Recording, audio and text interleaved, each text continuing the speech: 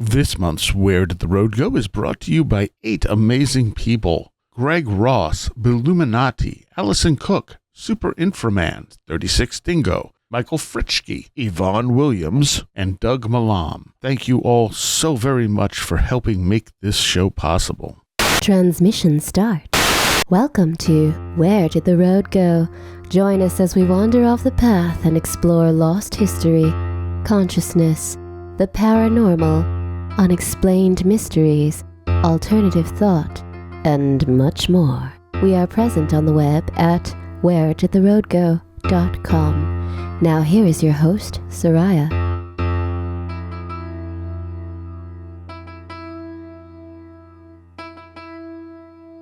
Welcome to this edition of Where Did the Road Go? Tonight, we are going to be talking about the Seth material and Jane Roberts, and I have with me Mr. Christopher Ernst. Hey, everybody. Jack Huntington. Hey, guys. And Matt Festa. Hello, my darlings. Now, everyone should know Chris, obviously. Matt, you've been on how many times now? Maybe 3? I think this is my 3rd time. Yeah. Matt is a fantastic artist whose stuff can be found at Tiamat's Garden on Instagram and Facebook. And he did the cover art for the autobiography I'm working on. That'll be out any year now. Hopefully the beginning of next year. And Jack, you're a Patreon, but we had started talking and I realized you had a pretty good knowledge of the Seth material. And so I was kind of looking for more people who knew about this stuff so we could actually have a full discussion about it. And you seem to be the guy. Well, I'm really into it. It's kind of still early days for me, but if enthusiasm's a qualifier, then yeah. Well, where did you find out about Seth from? It was from your show. Okay, that's what I thought. Yeah, it was an episode probably about 2.5 years ago, maybe. And you had just mentioned it. I think it was one of those shows that had Jeff Ritzman on it. Oh, and okay. you were talking to him about it, and the subject of mediums and medium information came up, and you started talking about the Seth material and how it was really impressive, really consistent, and it just piqued my interest. And so I hopped on YouTube and watched a little kind of synopsis video, and it just like from the get-go, it just had the ring of truth to it. Yeah. It was just one of those things where it just resonated incredibly strongly with that sense of authenticity. Yeah. And Jeff wouldn't even look at it, really. He looked at a few quotes online. He's like, no, it's just standard channeling stuff. Him and Jeremy were so anti-channeling. And so was I, honestly. I mean, I bought Seth Speaks ages ago just because it was like $1 at a used bookstore, and I thought, well, this will be good for a laugh at some point. Yep. And it kind of saved me from like a dark night of the soul situation where I was just severely depressed, feeling kind of lost. And I started doing research online, early days of the internet, on near-death experiences, just seeing if any new research had come across, like kind of doing a what is the point of all this type of a quest, you know? And I kept seeing these pages reference the Seth material, and I'm like, why are they only referencing the Seth material? Like these are otherwise fairly scientific pages, but the Seth material specifically keeps coming up. And so I dug out the book, which was buried behind a bunch of other books, and I turned to the chapter of what happens when you die and realized that right there, not only did that fit near-death experiences, but he also answered questions like, why doesn't everyone have a near-death experience, even though he wasn't talking about it.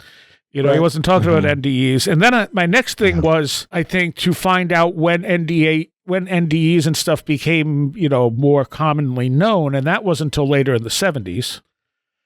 So from there, I just was like, okay, let me read this book, and then I'm double-checking things going, okay, some of these ideas were in, like small circles at this point, but a lot of this stuff was not.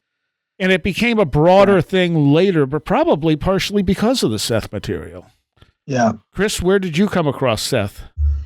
So I came across Seth in doing research, basically on like post-theosophy, like New Age spiritualism and channeling and gurus and essentially everything that's happened since theosophy, mainly because of my upbringing, where my parents followed Meher Baba, this Indian mystic. And so there was a lot of like, in trying to like sort out that, I looked into a lot of other stuff that was concurrent with like different aspects of movements that he and other people are involved in, and so I ended up reading. And I haven't read all of it. I've read Seth Speaks a couple of times, and then there are a couple more that I've read. And honestly, I there's probably because they're like PDFs of them. And the titles are somewhat similar sometimes. Yes. I think I've confused some of them, but I haven't read everything, but you know, I've read I'd say like 3 or 4 of the books. I haven't out there. I haven't read everything. I've probably read about 6 or 7. I had a hard time getting through The Way to Health, or whatever that one's called, which is the last one that she channeled, because she's in the hospital suffering from rheumatoid arthritis that's killing her, and she's still channeling Seth. But you get Robert's kind of, like you could tell how much he's suffering watching her suffer. Yeah. And it just became very hard for me to read through that one. I was just like, especially when he found a lost session and he put it in there, and this was after she passed away, and he was like, oh man, I found this and I never put it in any of the books. Yeah. Matt, what about you? So fairly similar to Jack, but before I get into how I came to Seth, I just think it might be helpful for anyone new to this to just like clarify even what we're talking about. Because like, when we say the Seth material, we're referring to like the entire body of work. There is one specific book called the Seth material. That's right. Like, that's good point. Yeah, and that's like one of the first ones that Jane wrote. That's like her interpretations of Seth's teachings. Right. For anyone like new to all of this, wanting to go into it, where you should start is the book Seth Speaks, which is as far as I know, the one entire book that was like all of just narration from the entity Seth. Just to like clarify that for everyone. Yep. Yeah. Technically, Jane said Seth wrote these books, and then Jane wrote other books about the Seth material, as well as a novel. Yep. So you found out about it from Where Did the Road Go? Mostly, like, it's something that I had been like, just had a vague awareness of floating in the back of my mind for a long time, just from researching various different weird esoterica and whatnot, and then like, obviously, Where Did the Road Go is where I heard about it most frequently. One day I was at a book fair and found a copy of Seth Speaks and read it. And I've only read that one and the book, The Seth Material. So I've only got the 2 under my belt, but there's definitely a lot in just those 2. Oh, yeah. And the thing is, so Seth is not, so for anyone who doesn't know what Seth is, Seth came about initially through a Ouija board session with Jane Roberts, where he started under a different name, and then she started being able to communicate directly with him. They were not like so many other channelers, people who were trying to make money off of this, other than writing the books. They held free ESP classes where people would come and talk to Seth, and he would give them life advice. So they really... Right. That's a really good point, that they were completely transparent about everything. I mean, that's a sense that you get. And Jane flat out said, I don't know what Seth is. I don't know if it's a part of my unconscious mind or something like that, or if Seth really is who he says he is, which is a non-corporeal being that has been numerous people in our timeline at one time or another. But she was also very upfront about that. There was there's no definitiveness on her part about what Seth is or what's happening, just that this is what's happening. And the content is very consistent and stable over very long periods of time. Yeah.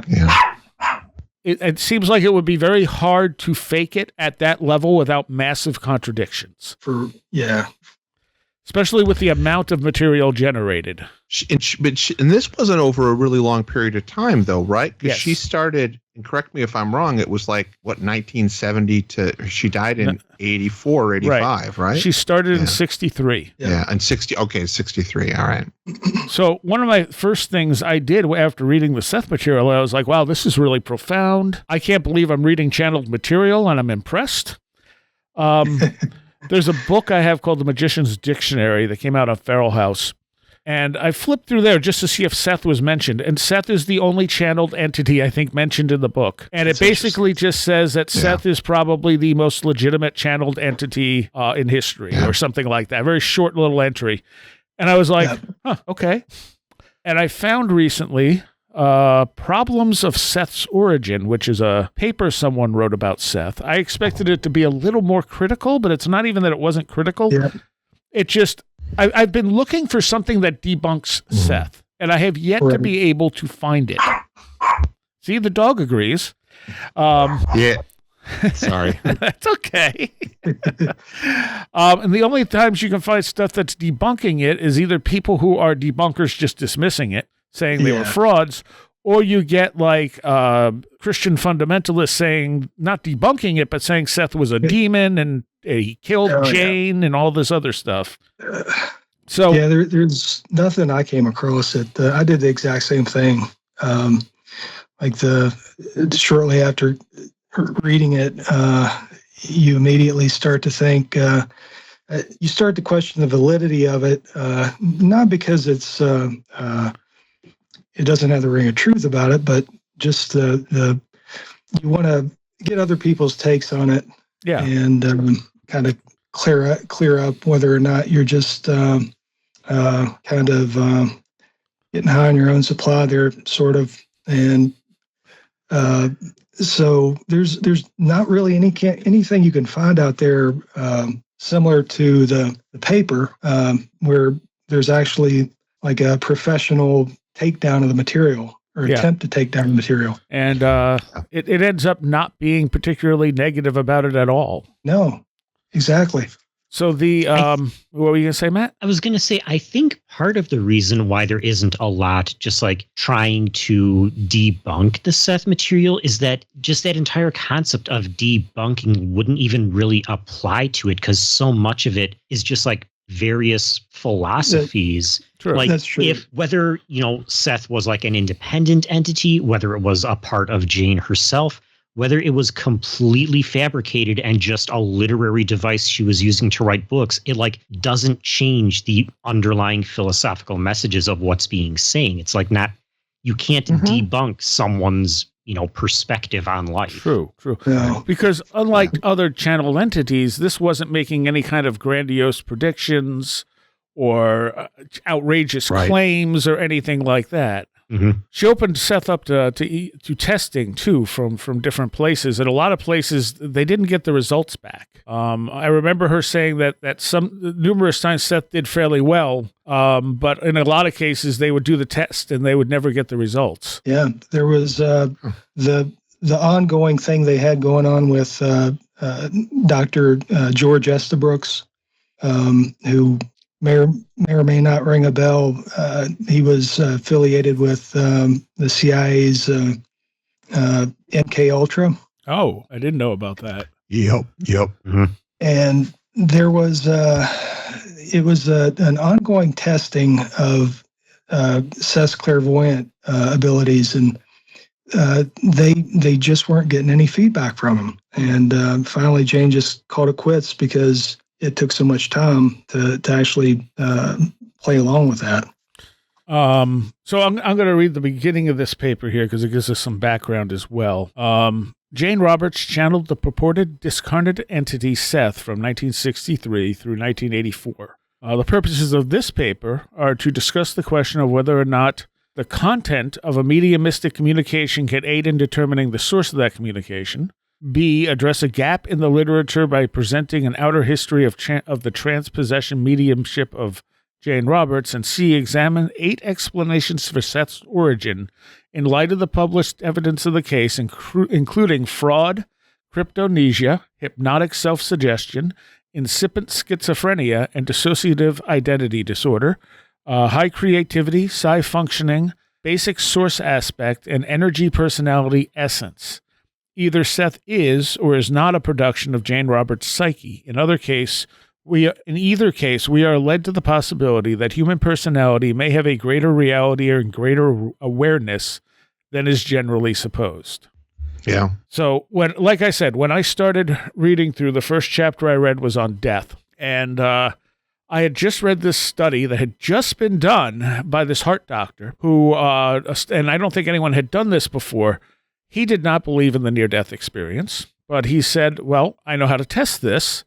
I'm going to give every single patient I have a questionnaire, the exact same questionnaire, regardless of whether or not they had an experience or not. And and one of the questions is, do you think you had an out-of-body experience? A lot of it was, what was happening during the heart surgery and stuff like that. So what he found is the people who had near-death experiences could describe in great detail exactly what was going on in the room to a high degree of accuracy. The people who did not have near-death experiences were also encouraged to, to tell him what they think would have been happening. And those people were completely wrong. Like, they weren't even close in any case. So he was like, okay, that's interesting. He also noticed that some people had near-death experiences when they were not technically dead on the table. They never died. And other people died and didn't have near-death experiences. So that was one of the discoveries he made in this study. And I was like, well, that's interesting. And then I read the chapter on death from Seth, who talks about how people leave their bodies at death at different points. Some people stay around longer. Some people leave before they're even dead. And I went, oh, my God, he just explained it. Yeah, explains it pretty well. Yeah.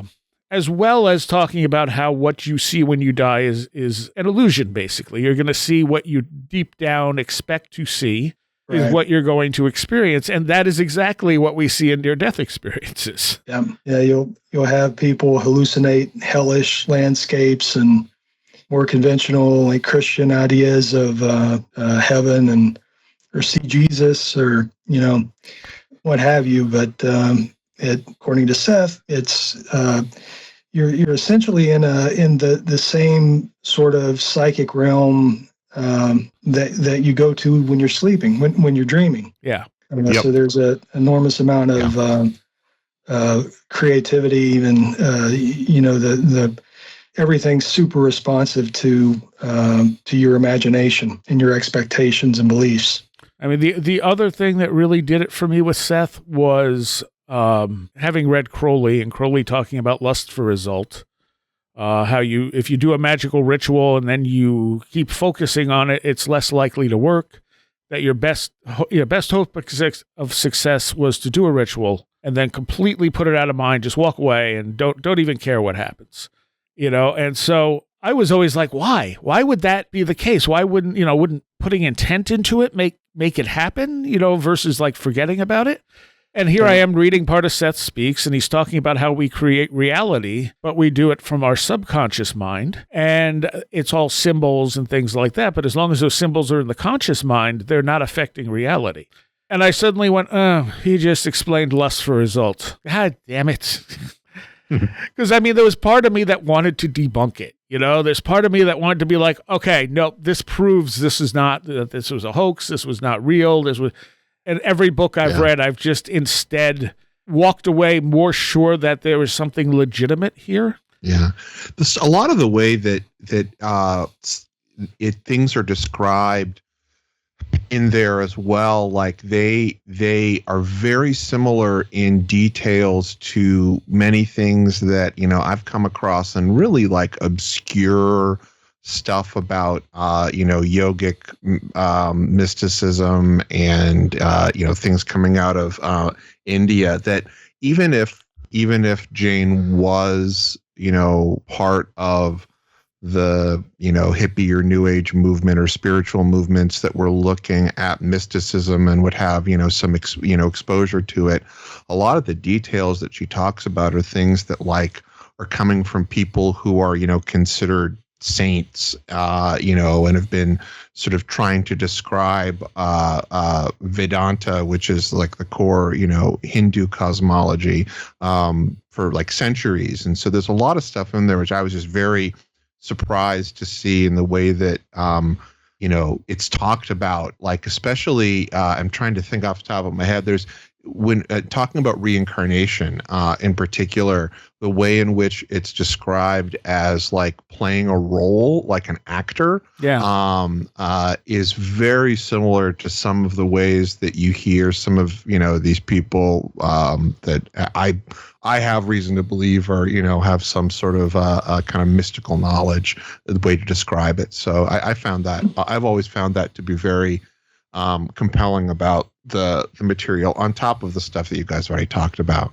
Yeah. So there's also one of the things that's different, though, is that Seth postulates that personality does survive, whereas a lot of Eastern religions postulate you just become part of the whole, and your individuality doesn't survive. You see, this is one of the things where I think she's talking about, or Seth is talking about, the specificity in how she describes like the all-in-one and the one-and-all is much similar to like what you're talking about. I think that is true in many ways when you're looking at Buddhism, but when you get to the core of Vedanta, and it really isn't the case at all. Like there's very much this idea of the individuality is it continues.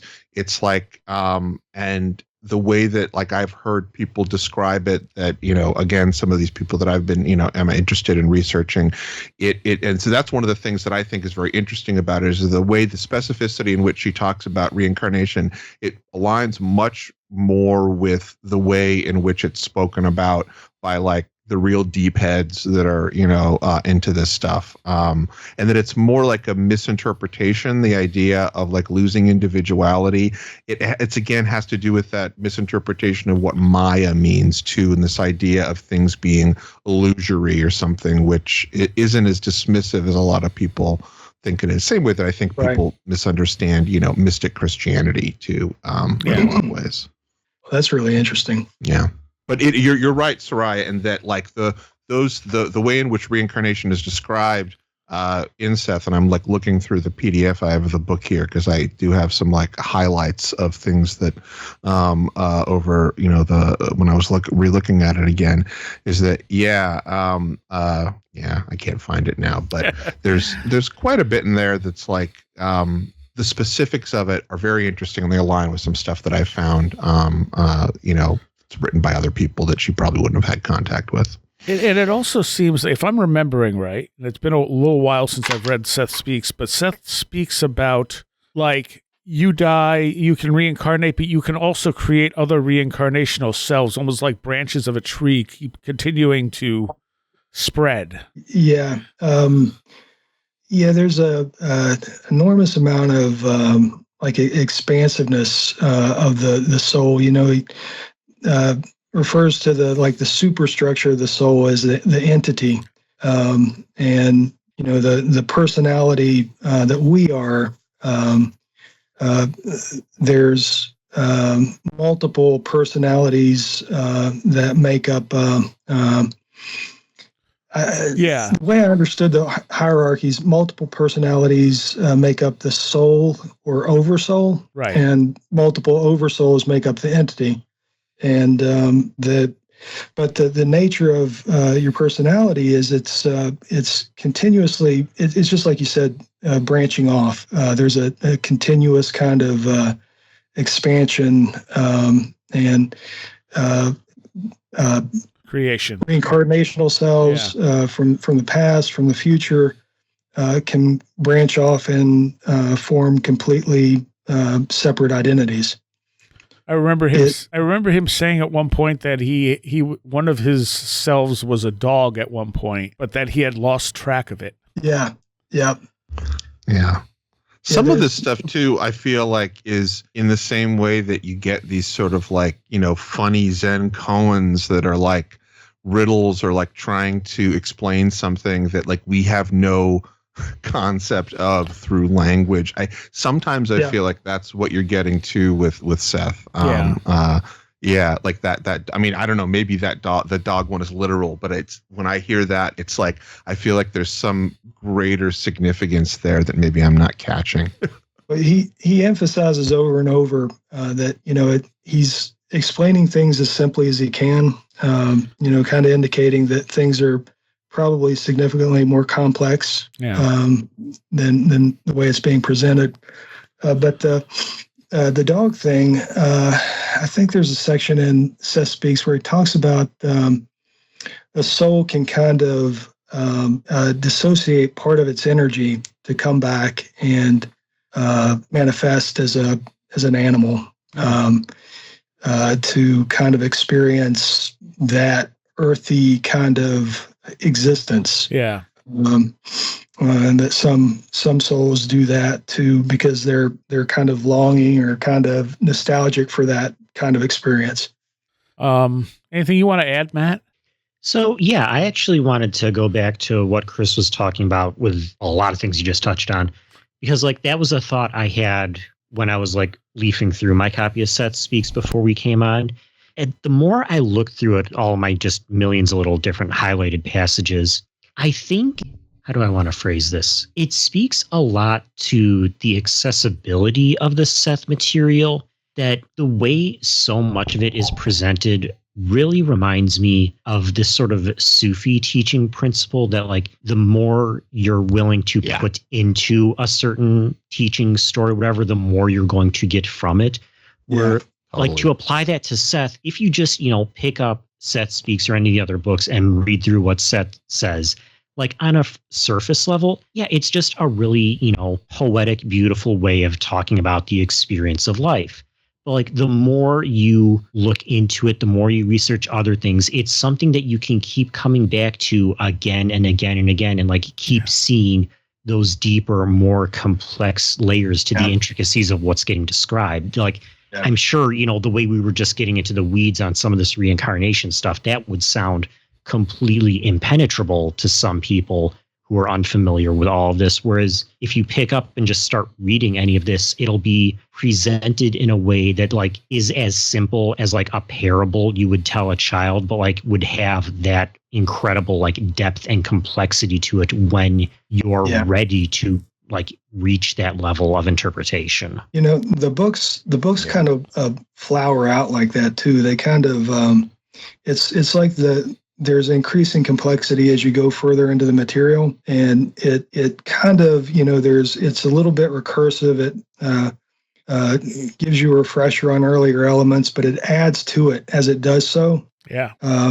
So it's interesting the way it builds on previous material so meticulously and so perfectly. I mean, he picks up months after, they might do a session for months. He picks up right where they left off. Which I'm sure they could fake that, but it'd be really hard in the way that it's written. Plus, a lot of times they did these dictations with other people there too. So looking at this paperboard, it says, it talks about material being communicated through subconscious levels of the medium's psyche, and that's one of the things Seth talks about, that what he's saying, you're not hearing Seth. Seth is a combination of what he is and what Jane is, because he's using her as a filter to communicate. So it says the conditions and manifestations of the communications would be limited by the capacity of the medium and colored by the medium's personal subconscious. Mediums are personalities, and they must interpret the information they receive. There are no pure channels through which mediumistic information magically flows. Yeah.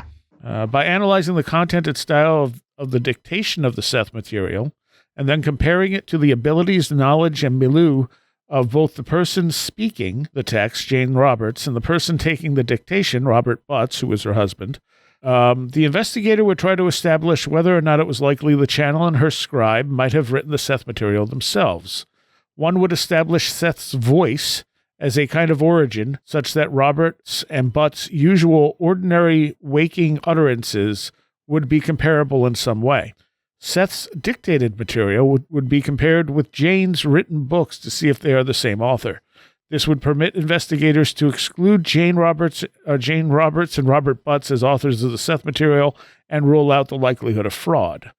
And let's see. Even if the Seth material does represent the subliminal activity of Jane Roberts' psyche alone, however, it does not follow that such messages have no interest or novelty for the psychologist.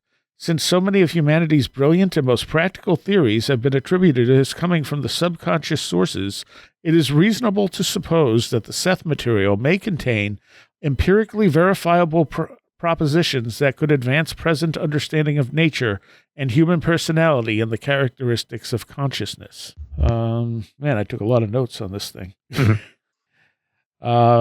Okay, I can continue with another one here.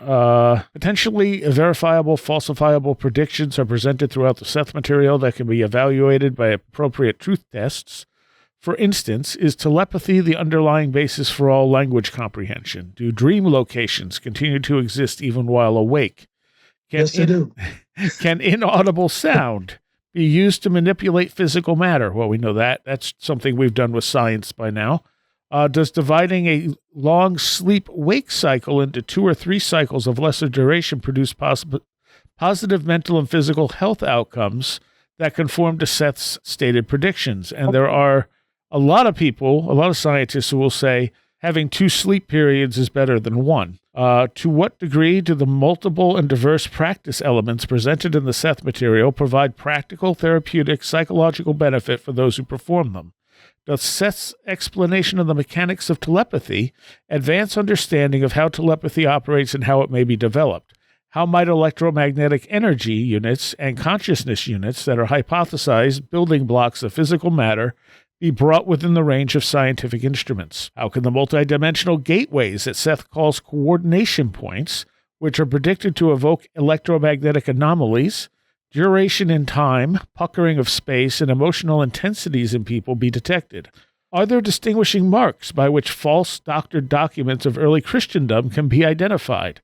Do caves exist in the Pyrenees and certain areas of Spain, Australia, and Africa that contain false ends behind which might be found the remnants of an ancient civilization? How much of that is like actually, because like you or the author of the paper like introduced that section as like these are the predictions that can be tested. Like how much of those like literally could be tested? That's the problem. And when if I remember right, when Seth Speaks was being written is right when we were finding the caves, the really old caves on the border of France and Spain. And it happened, I think the news articles came out just after the session where Seth was talking about these ancient cultures digging these using sound to open up these caves, and how a lot of the artwork was going to be of a sort of multidimensional content. So when you looked at it, you weren't seeing what they were seeing when they were creating it. Right. And what I find interesting about that is when you do look at the artwork from those caves, it's not like any other cave art. It literally looks multidimensional. And if they were on hallucinogens while they were making them, they were literally probably seeing into another reality while they were creating this artwork. They were trying to recreate like the 3-dimensional sigil that you once saw in your dream. 4-dimensional. 4-dimensional, sorry. It was 4-dimensional, yeah. Add another dimension every time you tell the story. Well, a 3-dimensional sigil I can picture would here. just be like a sculpture. Yeah. You're right. I'm no good with my dimensions, man. I'm never going to get 5D. So, I mean, of those lists, I mean, there's a few things. Can inaudible sound be used to manipulate physical matter? Well, we're doing that. You know, we have tools now that can levitate stuff that you can't hear. They're using subsonics and stuff like that to produce, lift things and do all kinds of interesting stuff. And that's only the stuff we know about. As I said, the sleep-wake cycle, that was something that people apparently used to do all the time. Most people would sleep a little bit, like take 4 hours, then get up for a couple hours, and then get another 4 hours. So as far as the Seth material being practical, I mean, there's a lot of exercises he gives in there, and I tried some of them, and every one of the ones I tried seemed to have an effect. But I also found that if I read enough of the Seth material right before going to sleep, I would have strange dreams, and other people have told me the same thing. So I don't know if that's content, like, when you're playing a video game a lot and you go to sleep and then dream about the video game, or if it's really having an effect on our psyche just thinking about these concepts. I think it is. Especially if, you're coming from the space of consciousness creates reality. Then if you're thinking about these things, then you are giving them energy. You're giving it like you're creating a connection to it. That's the way I might think of it, at least. Yeah, it's definitely impacted that there's a qualitative difference, not necessarily the content of the dreams, but certain dreams have a different feel to them.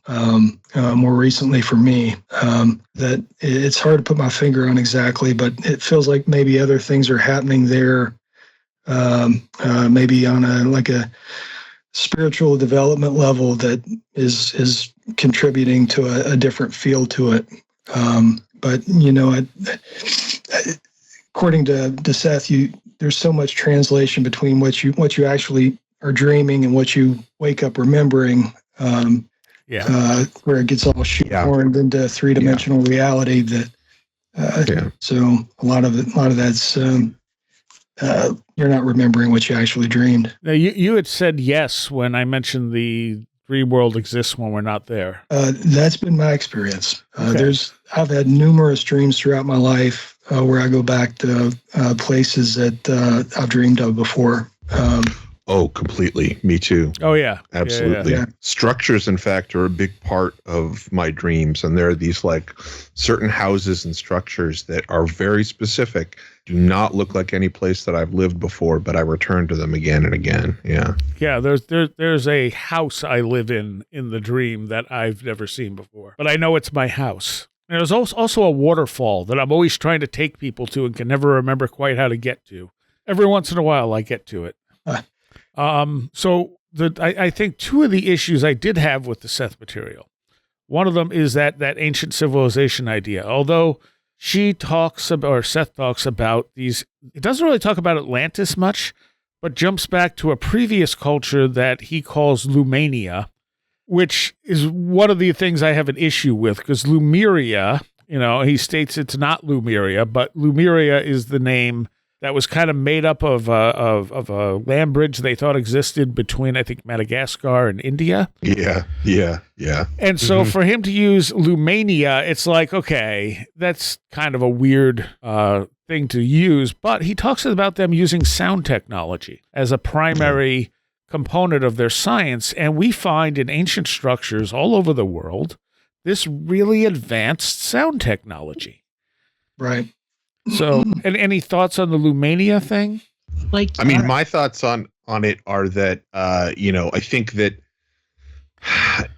most of the time when I hear that as well, when I hear the word Lemuria or anything that's, close to that, I kind of start to, my debunker hackles kind of come up, and I'm like, I feel like maybe, whoever is writing this hasn't really looked at if you're using that term, in good faith, where it comes from. And maybe if you're talking about a lost island, that's fine if there's no name for it.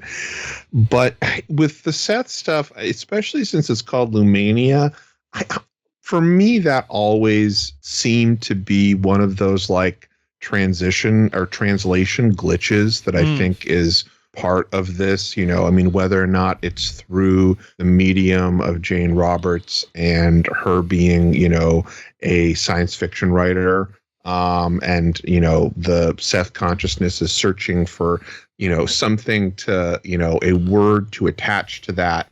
And that, as with, I think, some things in the text, and these are usually the parts that I have, I don't know, not issues with, but confuse me in some way. And maybe I'm just being an apologist for it. But to me, when I come across these glitches, it seems I always think of them as something that is, either lost in translation or I'm just too thick to get.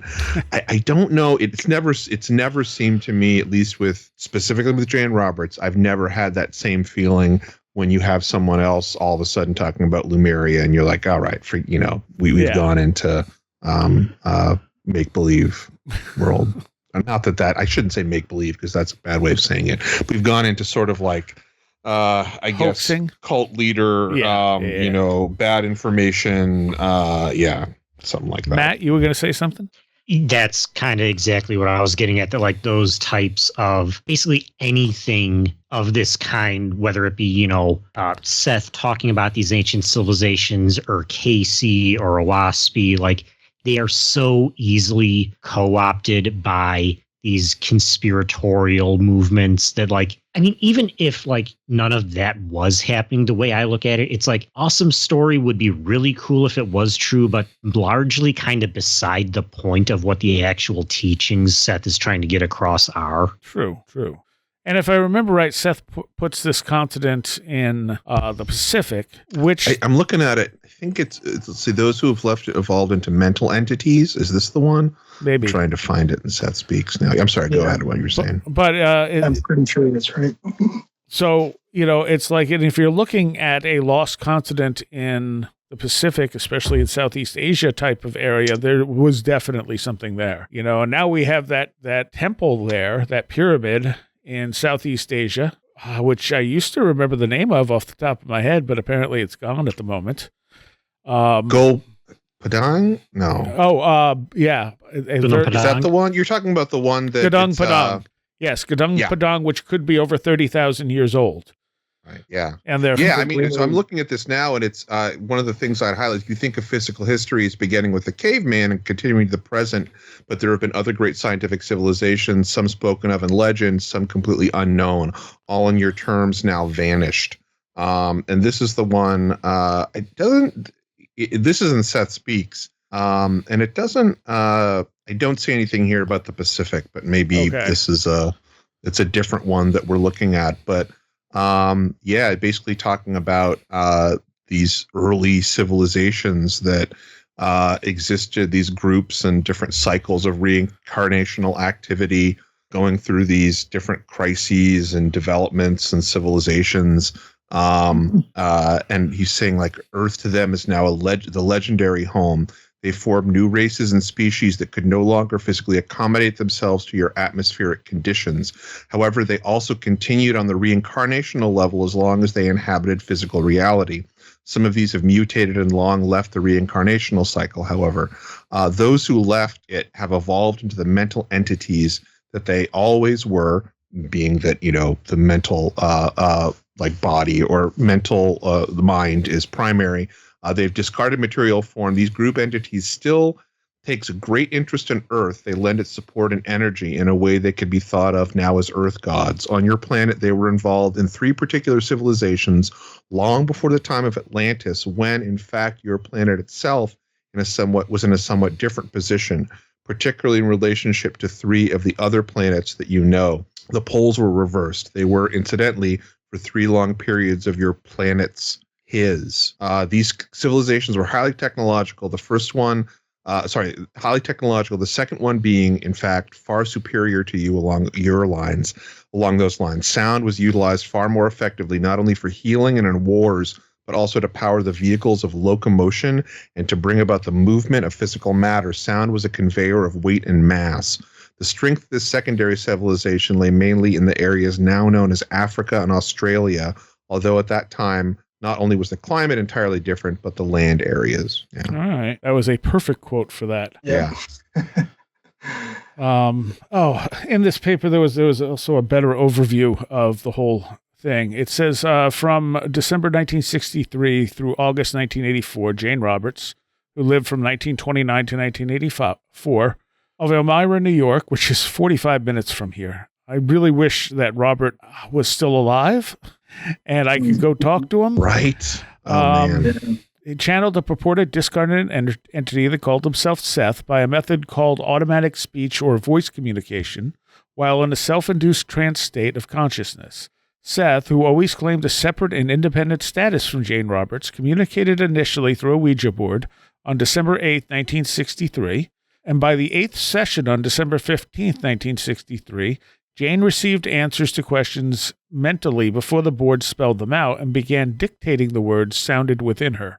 By the 14th session, a deepening of Jane's voice and darkening of her eyes was observed during dictation, and the 22nd At the 26th session on February 28, 1964, the Ouija board was laid aside and Jane spoke for Seth for the first time before a witness. From then on, Seth spoke through Jane Roberts at scheduled days and times, usually twice a week on Monday and Wednesday, around 9 p.m., and otherwise spontaneously with Jane's permission.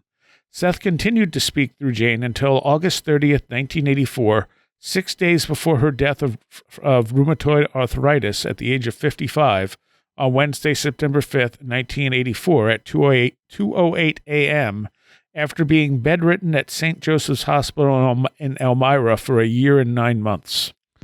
Yeah. I found it where she says, the civilization was called Lumania. Yep. So, yeah, that's one of the few things where I was like, Lumania? Really? Okay. Yeah.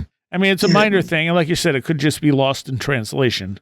It's really interesting, though. This reminded me, because I found that quote, when she's talking about Lumania, there's this whole thing about how they basically went in and epigenetically or like physically were adjusting the DNA or the makeup of the people in the civilization to like short circuit violence and aggression. And that ended up creating these really bad complications, which is really, I totally forgot about that, which is such an interesting and specific thing.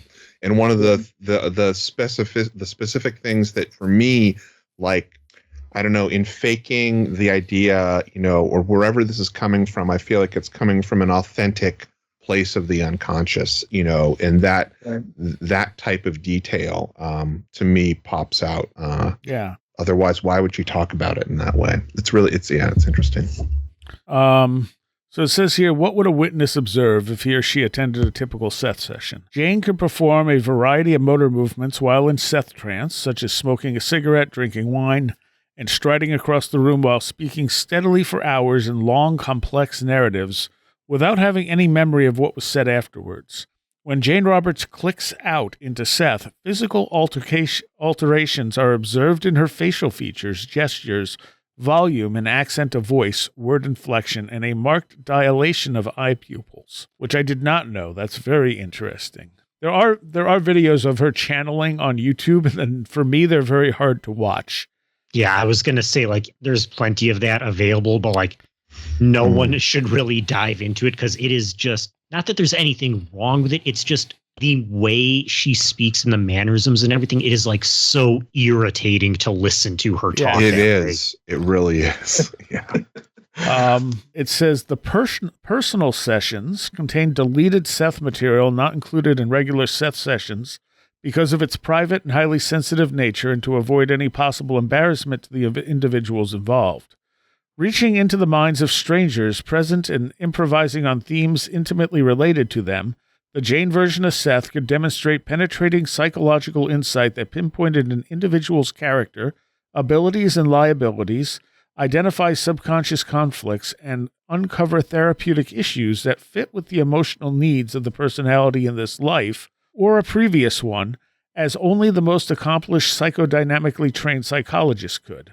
Numerous examples of Seth's, and that's where the quote stops, Seth's psychologically oriented messages that serve therapeutic ends can be found throughout the personal sessions. That one I haven't read. I haven't either. There was something else I was going to say here. Oh, I will say I discussed this with George Hansen when I had him on. I don't know if it was in the actual show or not, but he said he was also fairly convinced that the way Jane Roberts described Seth, like as an entity using her as a filter, was exactly how he thought that stuff worked. Yeah.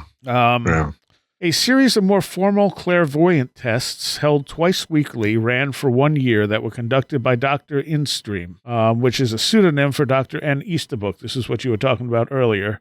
A professor of psychology at Oswego State University College on Monday and Wednesday nights at 10 p.m. The 76 clairvoyance tests with Dr. Instrom ran from the 189th session on September 20th, 1965 to the 272nd session on June 29th, 1966. So this is before any books were published. The clairvoyance impressions given by Seth are documented in the written record. Jane Roberts wrote Dr. Instrom on July 10, 1966, canceling the series of experiments because she had received no correspondence from him since January of that year and no feedback from him regarding the outcomes of any tests.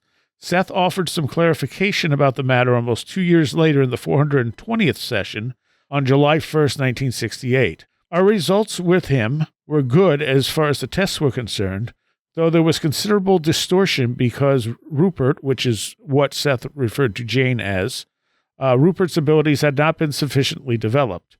There were direct hits, in other words, but these results could not be mathematically appraised in terms of the odds against them, and this is what Dr. Instrom was looking for.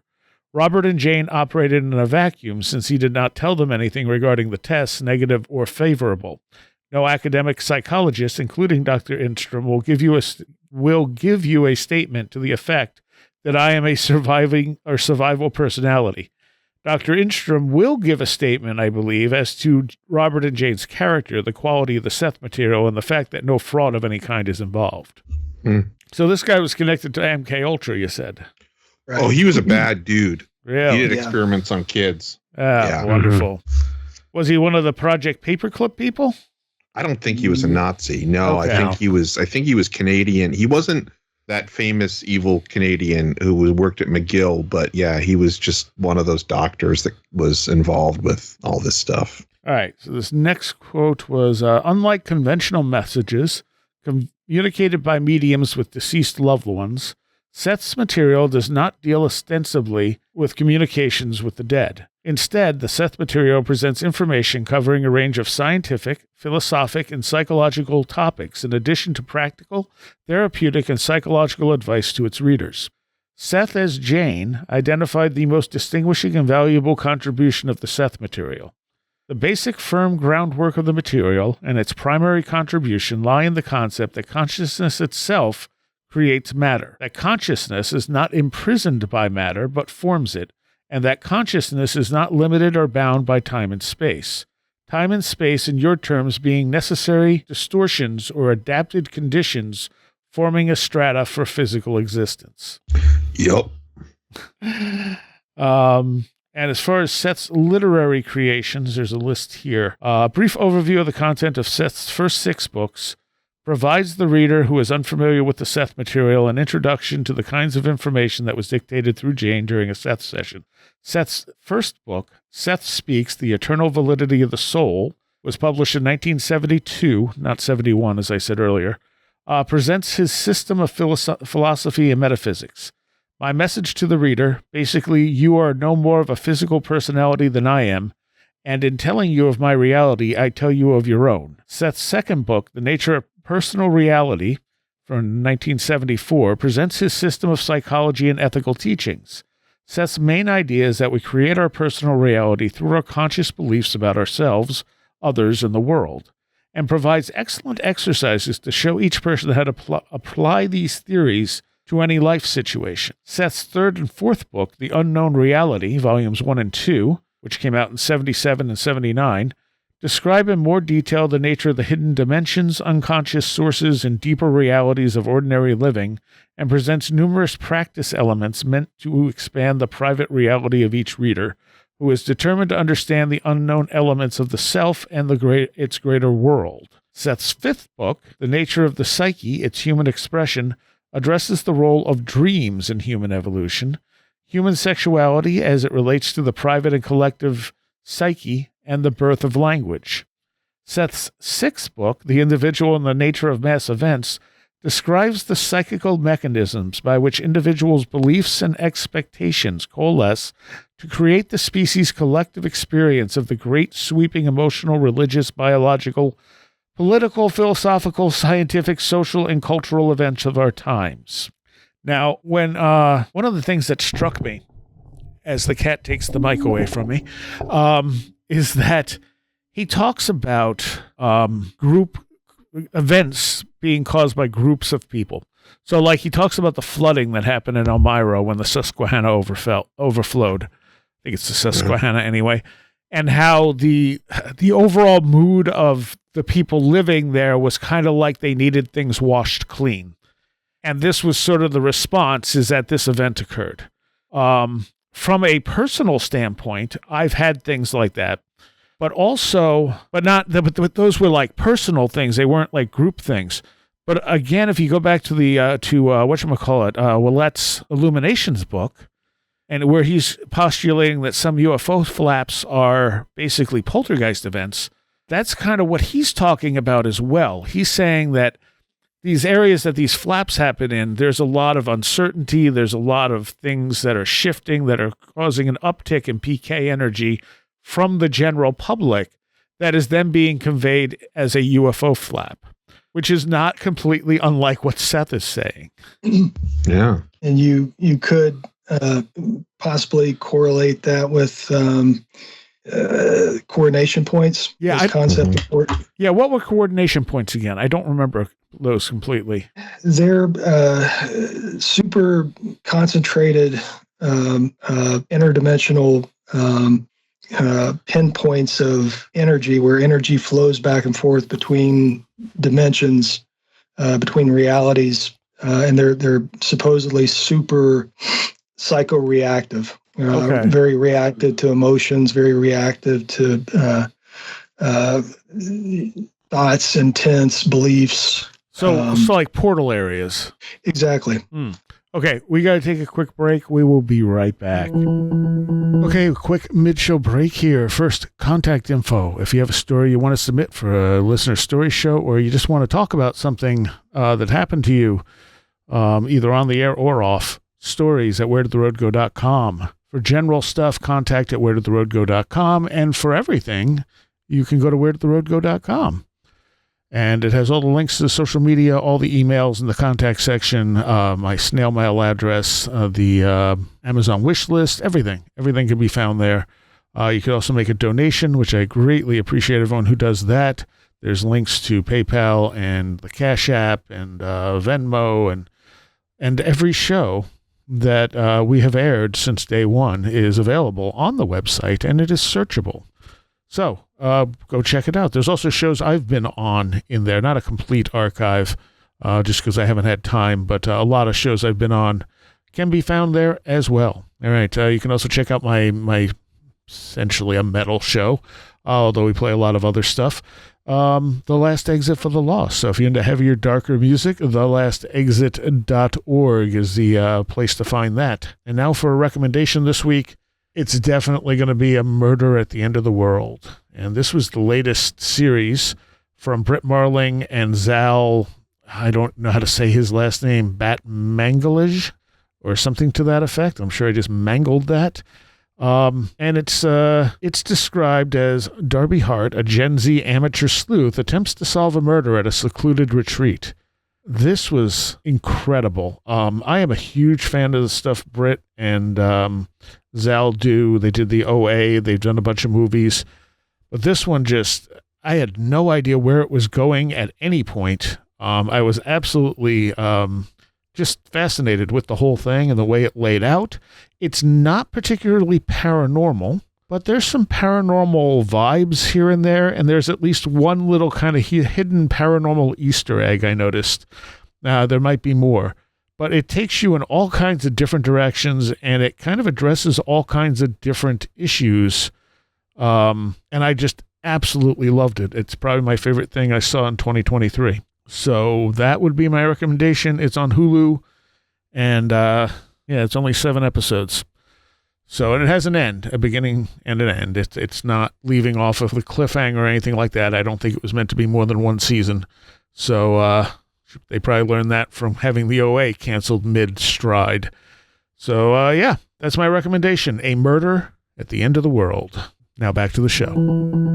So I have here with me tonight Christopher Ernst, Jack Huntington, and Matt Festa, right? I got everyone's name right? That's all right. Still here. And we're talking about the Seth material. And as Jack has pointed out, any of these topics could pretty much be an entire show. I want to get to coordination point. Yeah, let's do coordination points, and then let's talk about UFOs. So, Chris, you were going to say something about coordination points. Oh, I was just going to say that, like, the coordination points, I remember reading this, like, I think it was when I was in college or something like that. And it was something that I had remarked upon is that the way in which in Seth Speaks, he talks about or uses sort of like the quote says the letters upon the page are symbols, talking about like what we're reading right now, and you've agreed upon various meanings connected with them. You take it for granted. Sorry, that's such a great part. I'm sorry to interrupt you. That was one of the first things that in the material that really just blew my mind. I mean, it's. Well, I love the way you broke that down. It's great, and he's saying that, and then going, and you've agreed upon various meanings connected with them. You take it for granted without even thinking of it that the symbols, the letters, are not the reality, the information or thoughts which they attempt to convey. In the same way, I'm telling you that objects are also symbols that stand for a reality whose meaning the objects, like the letters, transmit. And there's I'd be really curious to hear somebody who's like, if somebody wanted to, sort of analyze this from an academic perspective, like he's talking right here about, really sort of core semiotics, which is, the study of signs and symbols. And it's really a fascinating way, I think, to approach this idea of, consciousness first reality. Because I think it's a really accessible way, at least for me, I found it to be a really accessible, like, mental model to think about this. No, that was my, sort of 2 cents. All right. Yeah, same here. Anyone else have comments on that?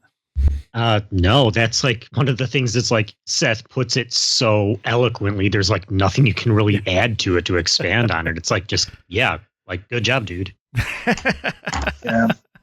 So, Matt, during the break, you brought up UFOs. What I remember is Seth saying something like someone in the class asked him what UFOs were, and his response was that they were consciousness from other realities, and that he was kind of surprised we could see them. Mm-hmm. And what was the quote you had there? So, this is something that is not directly even addressing anything UFO phenomena related. It's from Seth Speaks, the chapter on, I think, different versions of reality or ways to perceive multiple iterations of reality. Regardless, the passage itself is talking about just the nature of memory and whatnot. And when I was flipping through my notes, the only thing I wrote on this page was accidental UFO metaphor. So the passage itself reads, inner portions of your personality also have memory of all of your dreams. These exist simultaneously and suspended, so to speak, like lights over a dark city, illuminating various portions of the psyche. And that's kind of one of the things I was getting at before, where just reading that verbatim, it's that's a really poetic metaphor for things, but there's so many layers of meaning you can take from that. Yeah. Sure. Yeah. It really aligns so well too with these sort of deeper or at least my interpretations of these sort of deeper and more recent and obscure interpretations of Vedanta and Sufism that I've come in contact with, in that it's, it sort of takes the, what's a good way of describing it? It continues to put emphasis on the sort of multifaceted nature of supposedly a being's true identity, in that it consists of this sort of a conglomerate of all these different personalities that are being highlighted to some degree or another, but everything else is still existing there. It's just we're only focused in on a tiny sliver of it, but it's still there, and it's accessible in this very unconscious way. And that really aligns with a lot of the ways that at least I've interpreted reincarnation to exist, where you're not destroying the personality, that it's more of an additive thing. I was looking for, just to contrast the whole Ramtha Jay-Z Knight thing. Unfortunately, I clicked on a video. But Ramtha's probably... People are unfamiliar with Ramtha and Jay-Z Knight. Jay-Z Knight is She also is, or was, I think she still might be, was a major funder of MUFON. Was she really? Uh-huh. Oh, I do remember that. You're right. Yeah. Like really behind the scenes, behind the books type, or off the books type thing.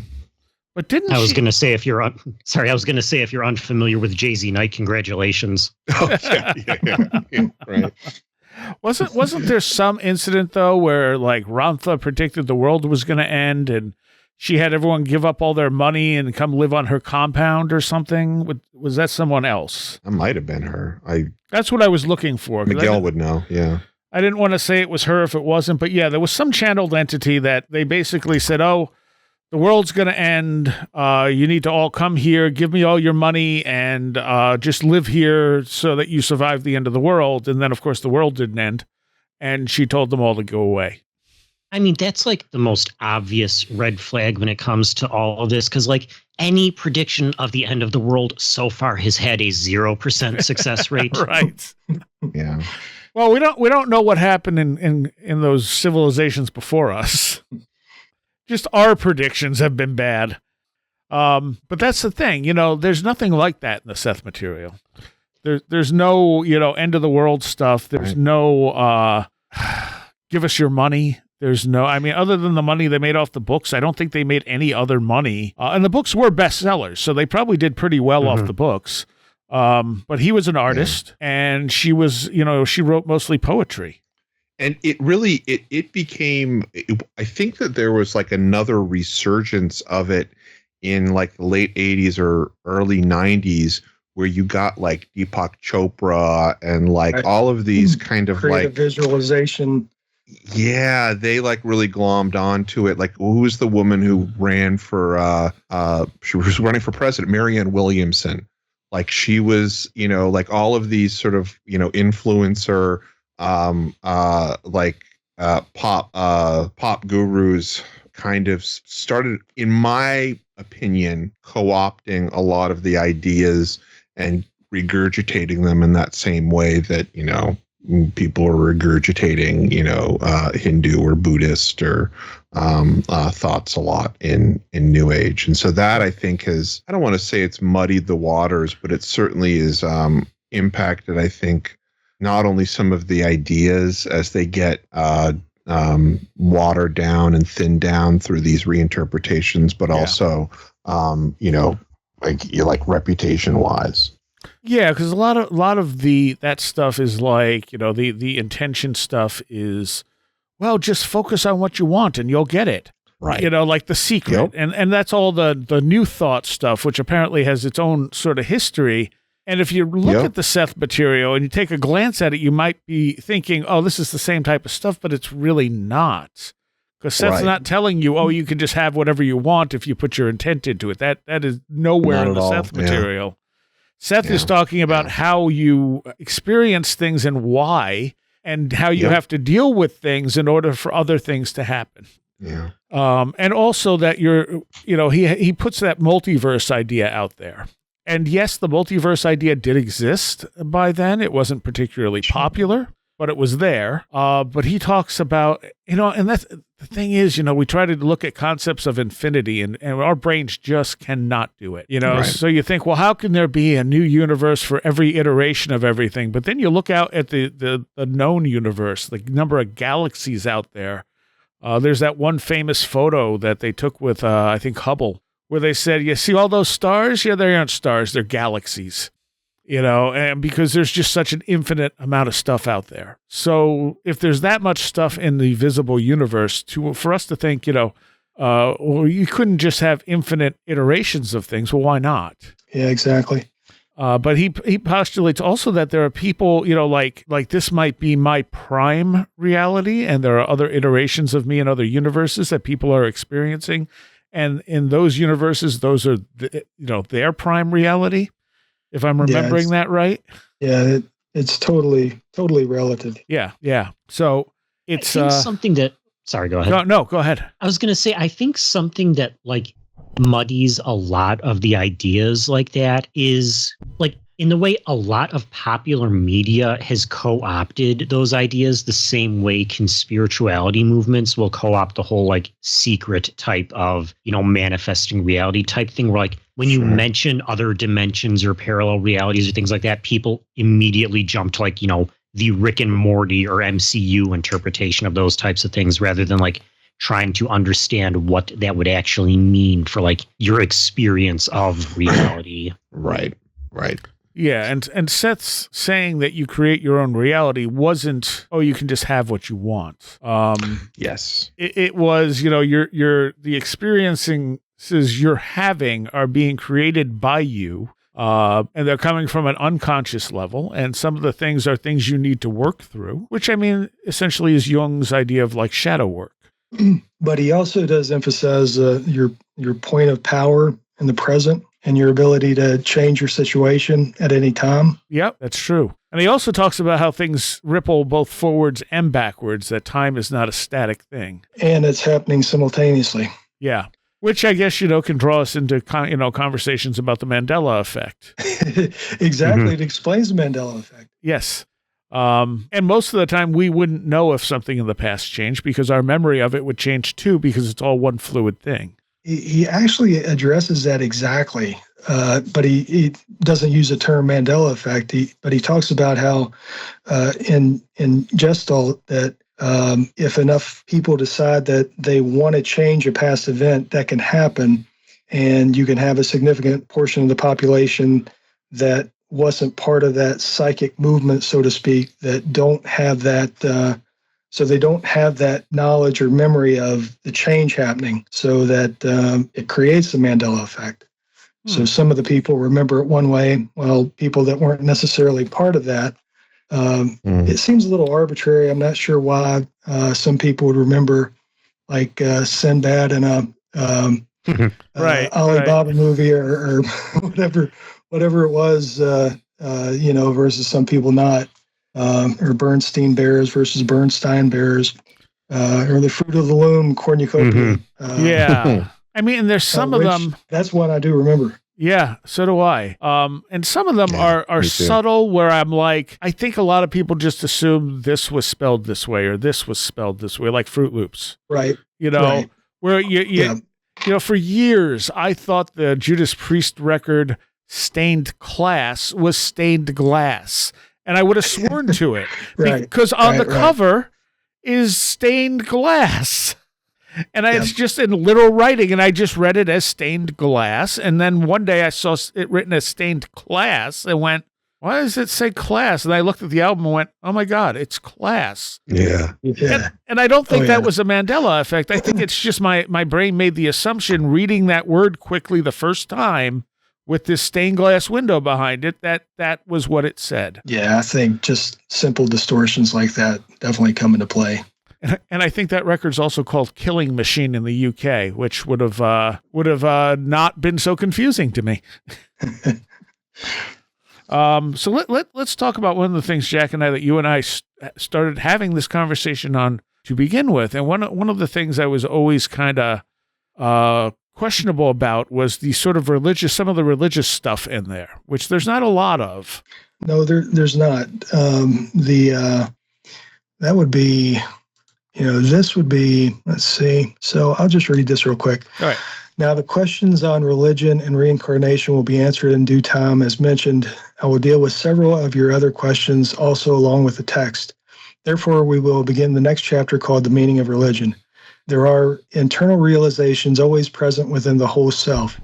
There is comprehension of the meaning of all existence within each personality.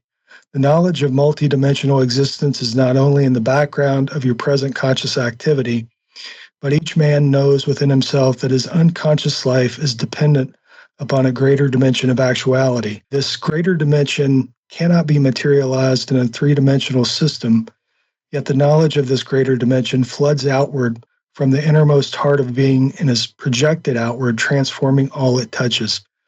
This flooding out imbues certain elements of the physical world with a brilliance and intensity far surpassing that usually known.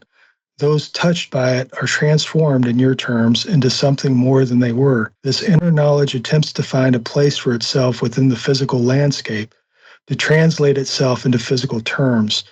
Each man then possesses this inner knowledge within himself, and to some extent or other, he also looks for confirmation of it in the world.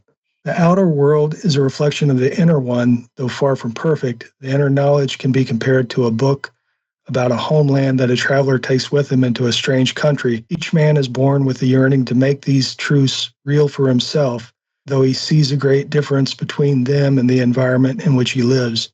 An internal drama is carried on by each individual, a psychic drama, which is finally projected outward with great force upon the field of history. The birth of great religious events emerges from the interior religious drama.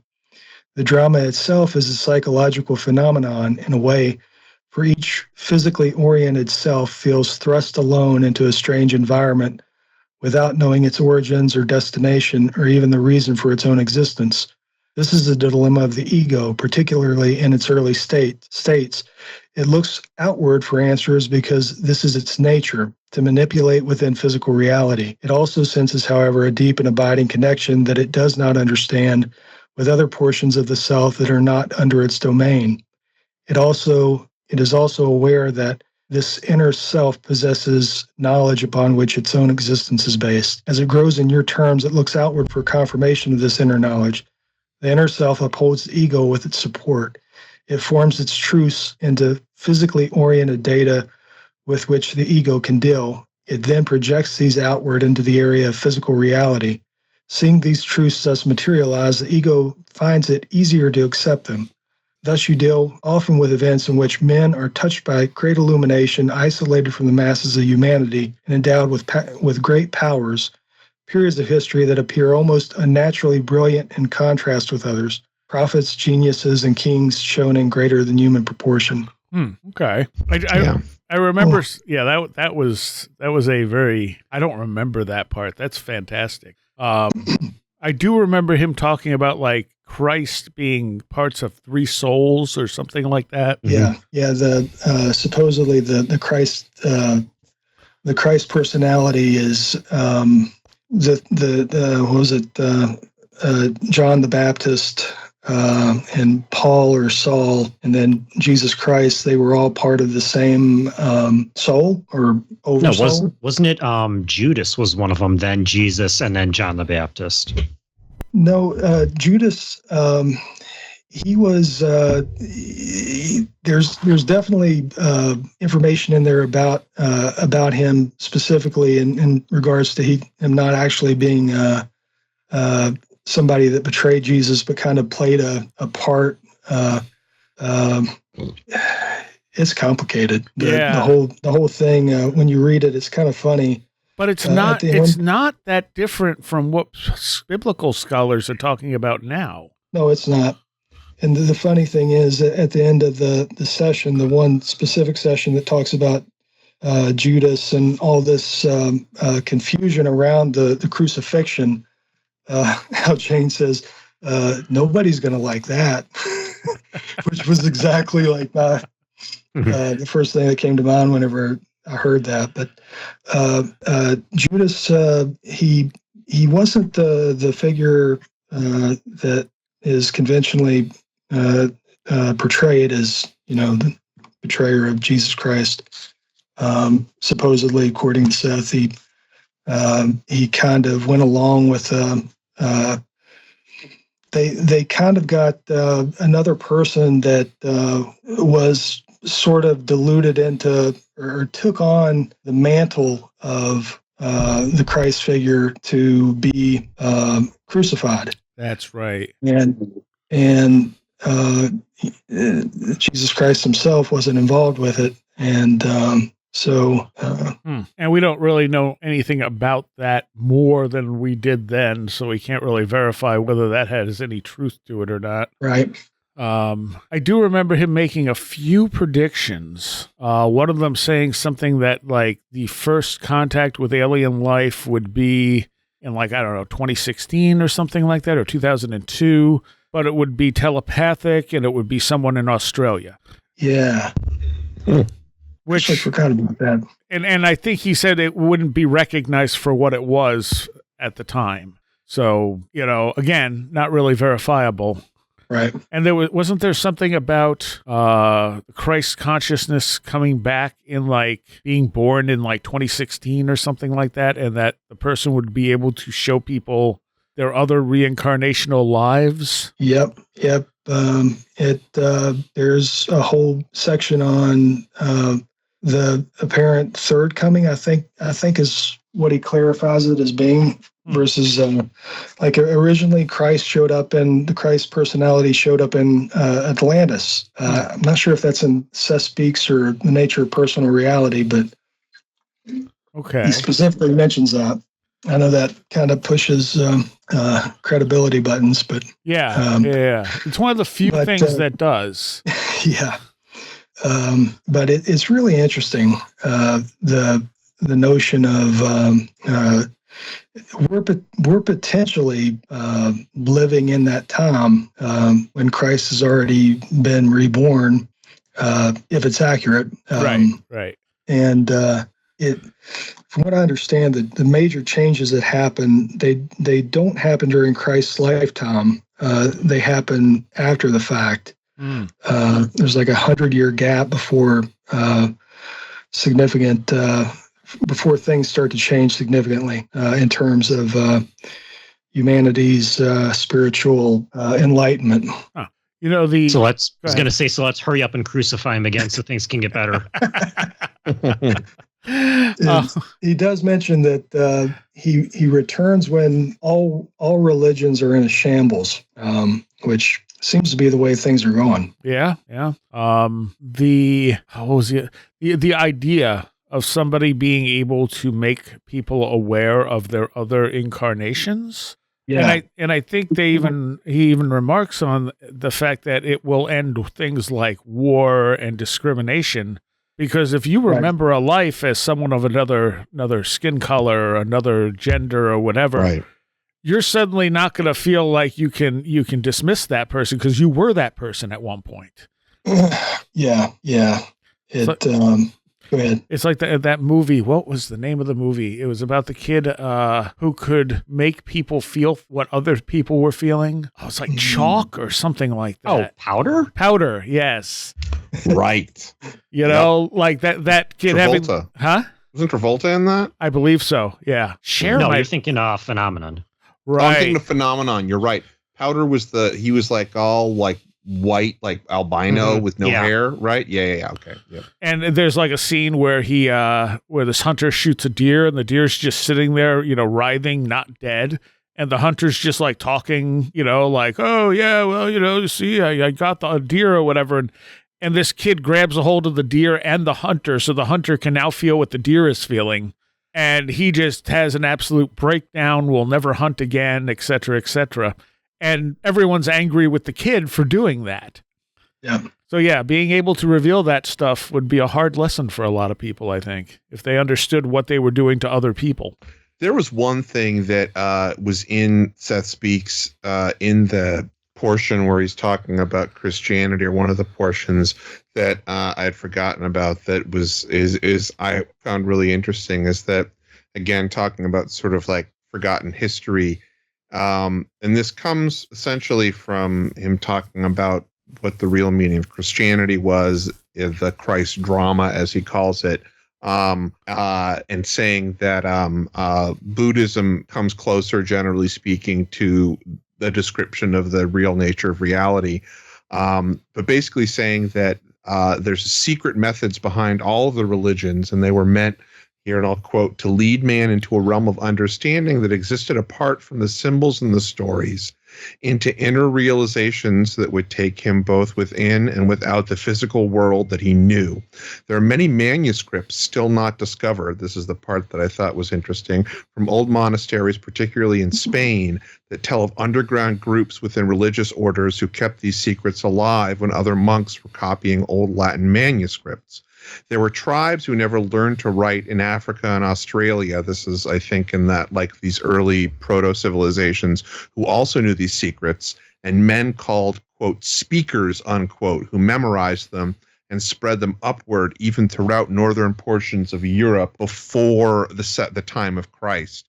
And then goes on to say the Druids obtained some of their concepts from the speakers. So did the Egyptians. The speakers predated the emergence of any religions that you know, and the religions of the speakers arose spontaneously in many scattered areas, then grew like wildfire from the heart of Africa and Australia. There was one separate group in an area where the Aztecs dwelled at a later date, though the land mass was somewhat different then. And this is the Aztecs, remember, so this is in like Central America. And if you think about some of the theories of, Atlantis or having there be a large landmass that sort of started down there, believe it or not.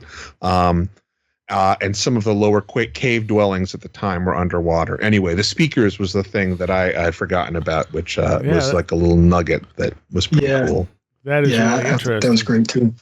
And we have found manuscripts here and there. Oh, yeah. So, all right, we're out of time. We're going to do a part 2 for this.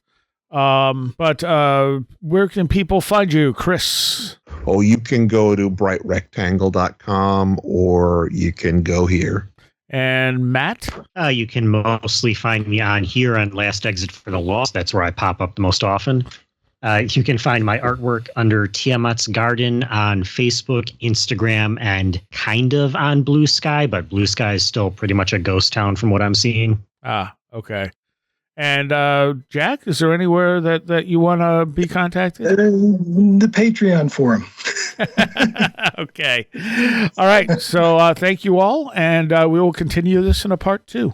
Thank you. I want to take a moment here to thank all of my Patreons. Without you, this show would not be possible. And I want to give a special shout out to those of you pledging $10 or more. Greg Ross, Billuminati, Chuck Shutters, Leanne Cherry, Matt in Delaware, Allison Cook, Super Inframan, Stephen St. George, 36 Dingo, Tim, Andrew Nichols, Matthew Sproul, Midnight Review presents Christine, a blue second-gen MR2 drifting around a Japanese mountain, Patricia Giaquinta, Alex Whitcomb, American Rambler, Andrew Maines, Andrew Malone, Ann Witowski, Barbara Fisher, Beverly Williamson, Big Boy Limina, Bright Rectangle, Charles Davis, Charles in Florida, Land of the Crazy and Communicable, CJ, Craig Parmenter, Diane B., MTK, Eric Citron, Eric Todd, History and Coffee, J. Otto Bullitt, Jack Huntington, James Lindsay, Jim and Sophie, John Mattingly, John Bracken, Carla Mahoney, Kevin Schreck, Cool Kitty, Kristen L., Laser Printer Jam, Lauren McLean, Linda, Linz Jackson K., MJ Armstrong, Mark Brady, Mr. Weird, Oli Andre Olar, Paul Jeffries, Perry Peters, Philosopher of Mirrors, Riker and Stark, Ron Dupre, Sam Sharon, Schmooples, Devourer of Mortal Souls, Stacy Sherwood, Stevie Norman, Strange Stories with the Seeker and Skeptic podcast, Tactical Therapist, Taylor Bell, the Esoteric Book Club podcast, Thunderboy, Tyler Glimstead, Valroche K, Victoria Elant, Vincent Trewell, Will Gebhard, Will Powell, Ren Collier, Annabelle Smith, Caroline Walker, and TDT Skunkworks. Thank you all so very, very much. I hope everyone enjoyed it. I know a lot of you were asking for this. Thanks to Jack for helping out on that one. And like I said, there's no Patreon segment for this show. And we have a separate standalone Patreon that Chris and Saxon and I did that I will be uploading soon as well. I want to thank everyone for all the support across 2023.